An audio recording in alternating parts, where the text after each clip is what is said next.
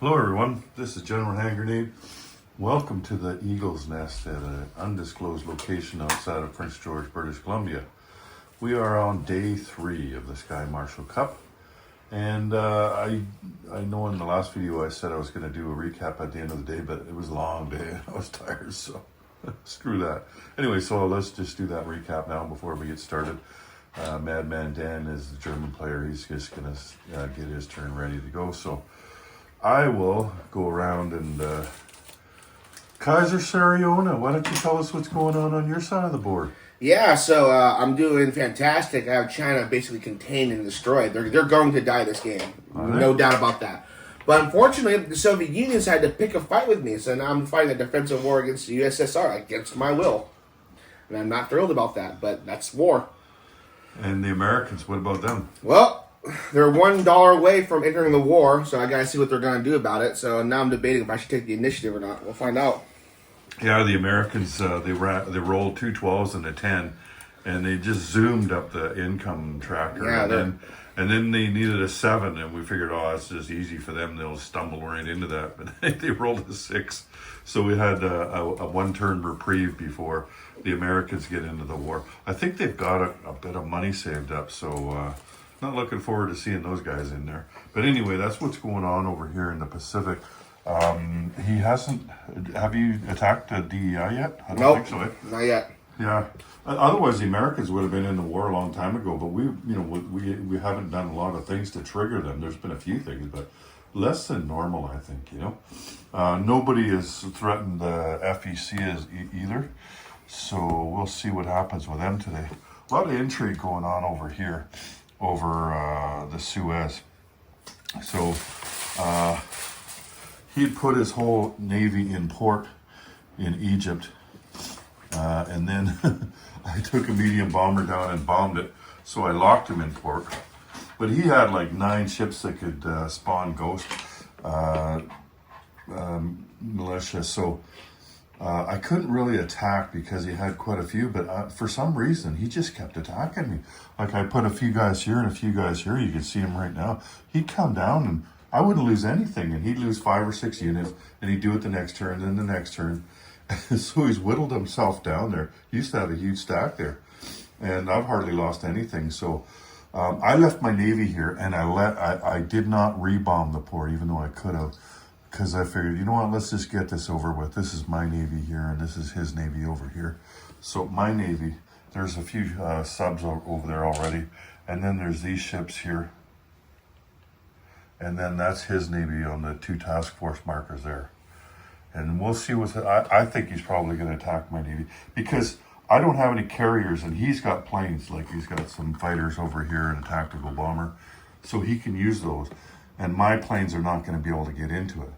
I've got a bunch of planes and they just won't be part of the battle. So if I was him, I'd go for it. I think he's got the advantage. We'll see though. The Dutch... Or Deutsche Afrika Corps is in here as well. I'll show you them. But they haven't been able to do anything because it's been too strong there. But that is going to resolve itself, I think, this morning, one way or another. I'll probably be attacking the Suez, maybe even this turn, depending on what the British do. Dan's got super subs, so we're keeping their income down. Like last turn, the UK only had 7 IPP. Spain, not much chat going on there. Looks like that's just going to be a saw-off. And let's just put this, let's put this over here. Okay, Dan, tell us what's going on over there. Just a bit of a mess. Russia just put down their fire sale. So there's a bunch of militia and infantry and tank destroyers and tanks. I think they only had 71 IPP, yeah. So, not a huge amount. And they did buy some non-discounted artillery and whatnot. They dropped like 30 militia. So, but I don't have much of a mechanized force anyways. But got a decent cavalry force, so we'll see how that goes. You just wiped out the Russian Navy, didn't you? Yep, and it was... And what's going on with the British Navy? They are locked in port. Oh, yeah. Here, let's just take a look over here. Yeah, the British player hasn't really... spent a whole lot of time up in his own home country there. He's been keyed on the Italians this whole game, really. Anzac and FEC haven't done anything. It's mostly for the Commonwealth, just been the UK versus the Italians, other than the odd little clash somewhere. But I think that that's going to change today. We finished the 10th turn last night, and we're heading into turn 11 today. Let's just see what the Americans are doing there. Absolutely nothing has happened in South America. Here, I'm trying to put this down without killing anything. Oh, You just sunk the Portuguese Navy. that wasn't hard. Anyway, so that's what America looks like over there. And I'll get the camera off the board and Dan can get going here. So join us later. So we're back. It is, what is it, turn 13? Yeah, Germany's turn 13. So we've done a couple of turns today and lots has happened. The Americans are in the war now, and This is just normal. Dan's over there fighting him, I think. I'm not sure. We'll get over there. So Manchuria, Japan's taking back all of Manchuria now. And down there, the KMT has only one place. He's keeping them alive, just so he doesn't give the CCP You that have 2 point. threes and a 2 And the back. CCP is not a threat to him. What he's done is he's gone to the DEI now. I think he was about to do that when I made my last video. So he's been down there for a couple of turns now, and he's taken an awful lot of stuff down there. Show you around a bit. And you see he's got a lot of stuff, and I think the Americans are kind of looking like they're going to Europe right now. So we thought they were coming this way, and then you'd have to come right back, but it doesn't look like it now. So there's the Americans that are still here. We don't know if they're gonna screw off to the other side, or maybe just stick around to make sure that the Japanese don't go on the offensive against them. When they did go to war, they got the special ability to buy cheap infantry, and they bought a whack of them. Like I've never seen anybody buy that many American infantry before. So yeah, we were going to go after the United States homeland anyway, but nobody wants to now because they got a ton of infantry there. And let's just walk around this way.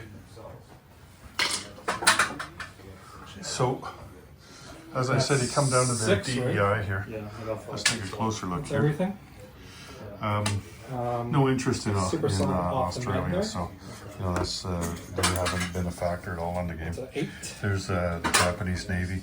They're all over in India now, so it's you 2 could go on the anywhere southern from here because the Americans aren't much of the threat, and he's got a ton of That's the money. other So one. So for- even if he did, that you think he might get out of That's it. And keep it rate, going. like out of position, he can build faster We'll than do the the Americans can American because plan. he's got more money than them. Super Sub. And so that he's not worried about that. He can keep going with this fleet if he wants to. So I think you're at Calcutta has 7. been stacked up all To game, my, so he hasn't had an opportunity to 8. go after that. So that's just 1 damage. But he did go into India And my regular sub. through the back door there. And that's what's going on over on this side of the board. Almost everything. So then you look over here. Let's just turn this around. 5. Try not Nice to is hit wrong. anybody. 3. Okay. So the Italians and the British Alright, finally oh, okay. decided, okay, let's have that big naval battle. And it was the British that initiated the battle. And they did pretty good, but I think it was actually about even, and they had more stuff. Maybe he was doing a little bit better than me.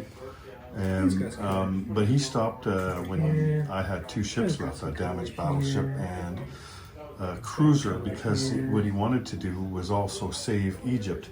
And so you think, what did you have, 11 boats with 9 boats. nine boats with Ghost Militia.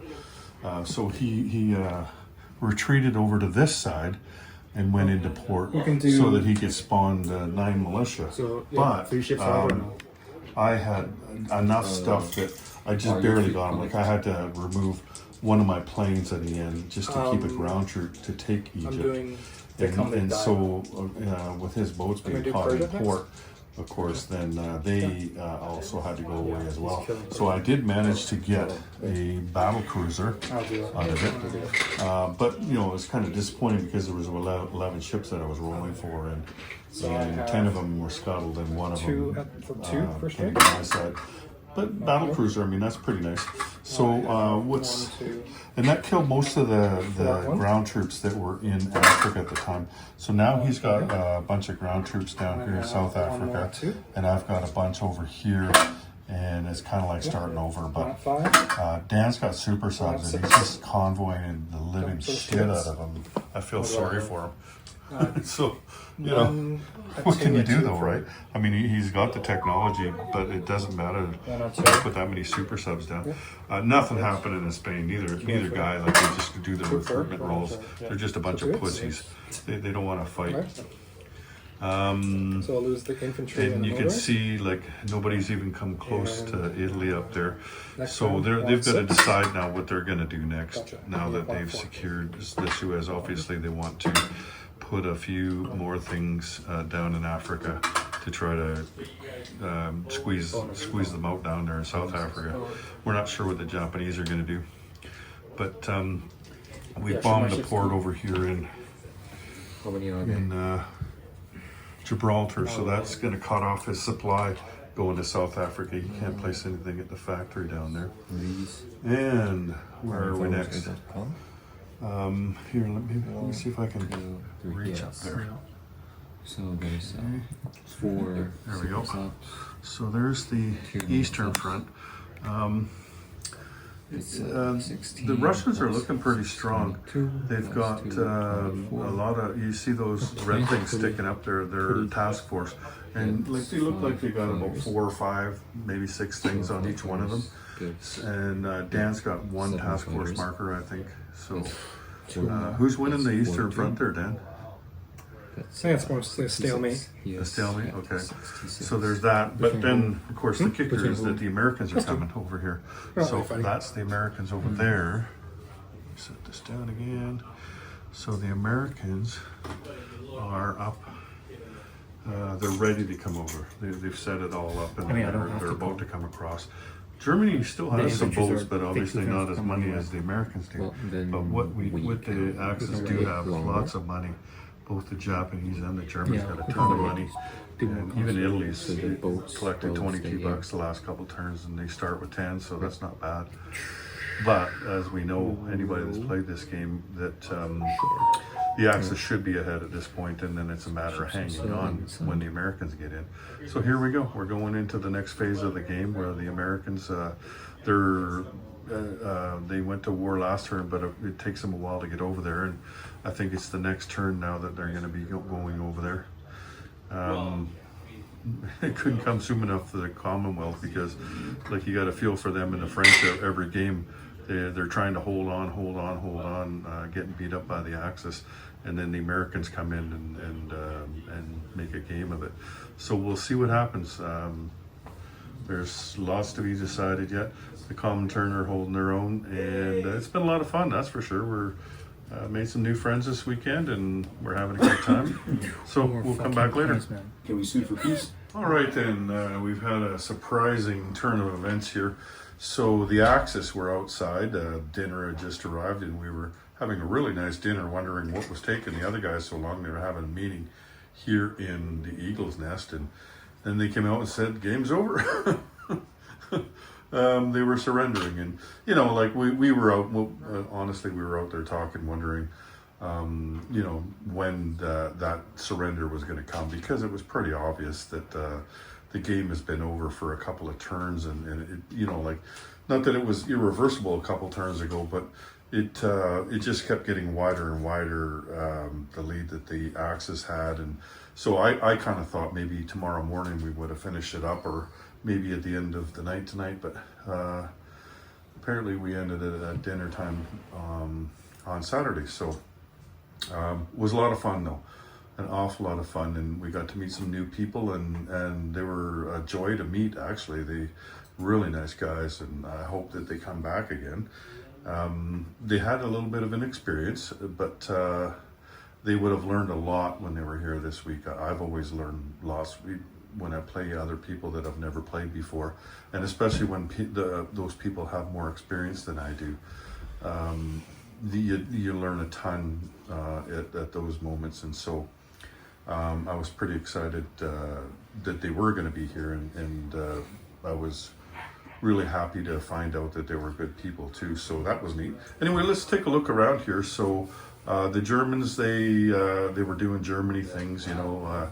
They were doing as well as you would expect them to do, and the Russians, they didn't do badly, but they weren't going to break the game open. There was nothing that they could have done to do that. And normally that's the case anyway. So it had to come from the Allies, and it didn't. And the Russians were not going to make or break this game. But you could see that the way the points were going. Here, I'll show you the points right now.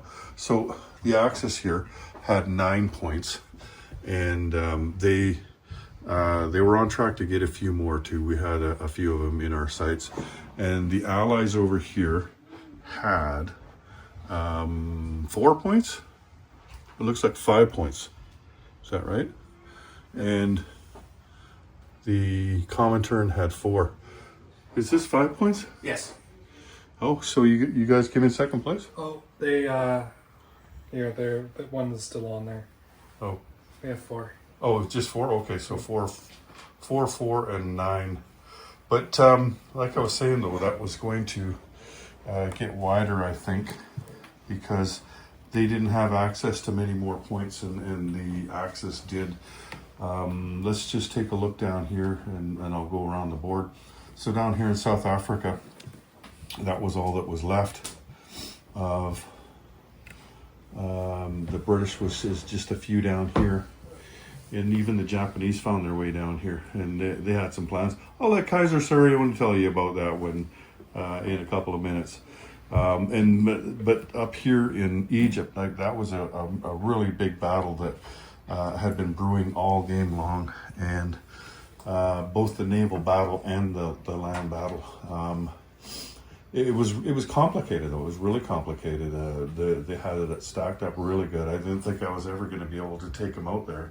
I was the Italian player, but just kept whittling away at them, and then the naval battle was the decisive factor. Once they had parked their ships down here to use the Ghost militia, it could have gone either way, and it happened to go the way of the Italians. And so once their fleet was gone, and the rest of their fleet was pretty much taken out by Madman Dan up in the North Atlantic, then they weren't going to be much of a factor anymore, because the British do need ships in order to sway the game. Like, they can play the game, and they did pretty good in most cases, but they needed that fleet, and they didn't have it anymore. And so the writing was on the wall there. The Italians, they had their Rome, but they also had the victory point down here in Abyssinia by having those 3 territories. And all they needed to do was get Greece and Malta, and they could have got that. Plus, Gibraltar was going to be easy to get to, so I could have locked them out of the Med, and so those victory points probably would have been able to hold on to them. As far as let's move over this way. So the Japanese had landed down here in Australia. And of course, they have a lot more money. They had a ton of money. That was another thing that was a factor. The Axis all had lots of money, and so that's why it would have just kept getting wider, the lead. But you can see there are all the Japanese pies everywhere. And he was purposely keeping the Chinese in the game there, just because manipulating the points. That's where the experience comes in. And the Americans, we thought they were going to come across over here, but then they took out a lot of their navy and they moved them over to the Atlantic. So they weren't a factor over here. The Japanese were able to do whatever they wanted. The Russians made a half-hearted attempt to deal with them, but the Russians by themselves, while they're trying to fight on the Eastern Front, they're never going to be able to fight off the Japanese when the Japanese have already taken out China, and they have the Dutch East Indies, and the Americans aren't threatening them at all. So he really ran the table over here in the Pacific. Kaiser did a really good job. And I'll tell you, he could talk about it later, but he was going over to South America with his boats there. And then he had another plan for them after that. So let's take a look over here at America. Oop. So there's the American Navy, and one of the things that we noticed, and it was from their inexperience, I think, is like we were worried because they were rolling big numbers, and you get to 63 fast, and then you just jump on your horse and you whip across the ocean. But they didn't, though. There's been a couple of turns since they at wartime income, and they're still sitting on the wrong side of the oceans on both sides. And you know, like they needed to get the Axis and knock them down before the Axis got too powerful. And it might have been too late anyway, but it was definitely too late by now, because they really had free reign to keep beating up on the Commonwealth. So that was a big factor. And I would have paid money to see that one. let's see here.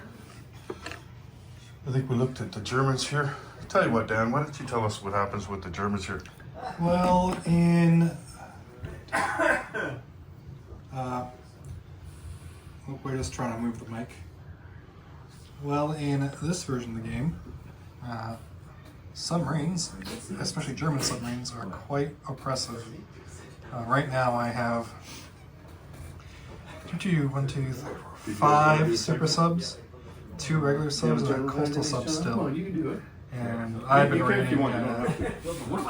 I've been rating What you do is you just UK for $20 each turn, because each of those super subs is rolling a +6, and he's rolling in a +1 from radar. So really hard to fight a war when you have only $7 per turn to spend. you don't all have to. And because, can make him do it. as the general said, when he put his ships in port in Egypt, and I was able to bomb his fleet in port in London, there was nothing on the board to hunt, or at least make the lives of those subs difficult. So kind of at this point we're just waiting for the naval Americans to come over to hold the line. We were doing some attacks. We're just going to remove this. Good right there. You can set it down there. Been doing some skirmishing on the eastern front for us, but my army there, the B army, consisting of those units, are pretty exposed right now, because I think some number of those mechs and some number of those infantry are going to come down and smack into that.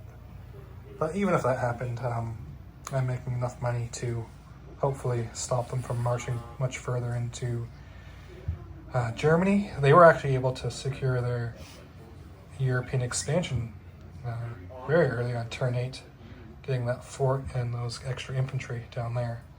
But that was due to a surprise attack, and the Germans were able to retake Eastern Europe.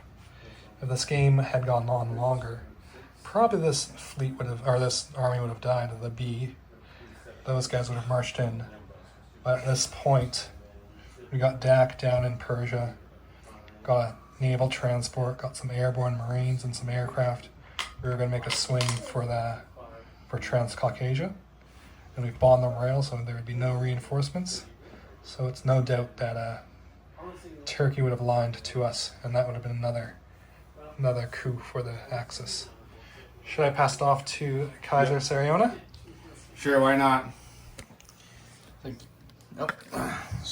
Sit down there. Alright. It's very simple for me, man. I just want to do the old-fashioned classic, beat up China, take Calcutta, take DEI, but fortunately, some things just don't go your way. I did conquer China, that was good, but fortunately the Soviets were bastards and decided to attack me, so I had to go deal with that. And I don't like doing the northern strategy as Japan, just because it's just no money in it, no VPs. But back to what General was saying about the idea I had for the Japanese down there. It was very simple. It's kind of a bullshit move, but it works. Is from there, I can take Gold Coast, and while I'm over there, I can go over to Uruguay, which has a major port, and from there, it goes right to DC. And the biggest problem the United States has, and every player is guilty of this, including I, is you're so comfortable about DC being so far away from the enemy that you don't suspect you know, an enemy's that close.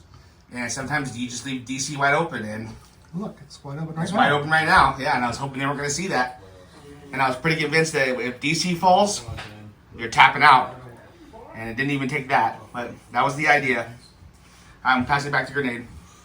Alrighty, so we're gonna let our guest speak here. This is gonna be Big Brother. Where are you from? China. He's from China, but you live in. The California. Oh, he's spying you in California. Anyway, I'm gonna pass it on to him, and he's gonna speak for his team. So come on over here, Big Brother. Here, I'll just flip this on you, and that'll be easier. And then just move that around and talk. All right, so we did miss a few points in the rule book that we didn't know about, which haunted us during the game. Two major ones are that we didn't know AAA can roll a 3 if you have one more fighters participating about it, more planes. I mean, so for the Egypt, that hurt us a lot because we didn't have any AAA actually, but we did have some planes. It was about the same amount of planes from both sides, but the planes rolled pretty badly for 3 rounds. So we took a gamble to use the skeleton crews from the ships, and unfortunately lost everything. And from that, Egypt's pretty much a goner. And here we do have some ships still in London, but the port keeps getting striked. So we're trying to get air security by just land leasing and sending planes over from the U.S. And we traded a lot of planes, but unfortunately those got stuck in there and wasn't very useful. We were trying to do a big D-Day, but the Germany built up the Normandy coast pretty well. They got a coastal gun and the sub base, and was that a coastal gun or? There would have been a coastal gun. Yeah, and a coastal gun. And a fort. And the fort. So didn't come in time to save the day. And on the Asian theater, we did defend both Sydney and Calcutta as expected. We did just produce a lot of infantry, and those were pretty safe.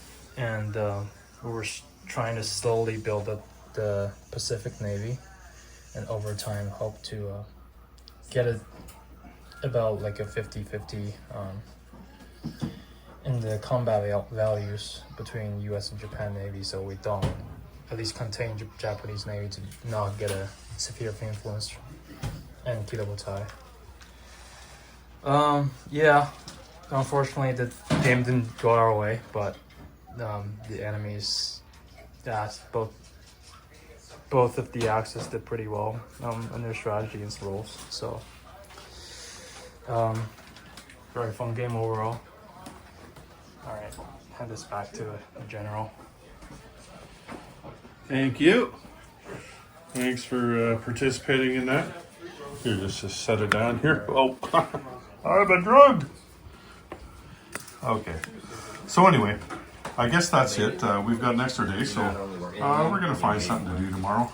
Maybe we'll go check out my war room, or maybe we'll play another game of something, a smaller game of something that we can play in a day. I'm not sure what we're going to do. But we said we're going to do something because we got all these guests that came quite a long ways away. And James and I are really happy when people come up here because it is a long ways out of the way from anywhere, that's for sure. And it's pretty exciting when people come up here, and we love having them. Anyways, we're happy that you've been able to enjoy us too.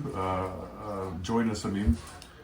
And so I'm going to cut it off now. I don't see any of the commentary players around here. I was going to get them to speak too, but they're not around, so that's okay. Anyway, thanks for joining us this year at the 5th Annual Sky Marshal Cup, and we will see you next year at the Eagle's Nest. Take care, everyone. General Hand Grenade, out.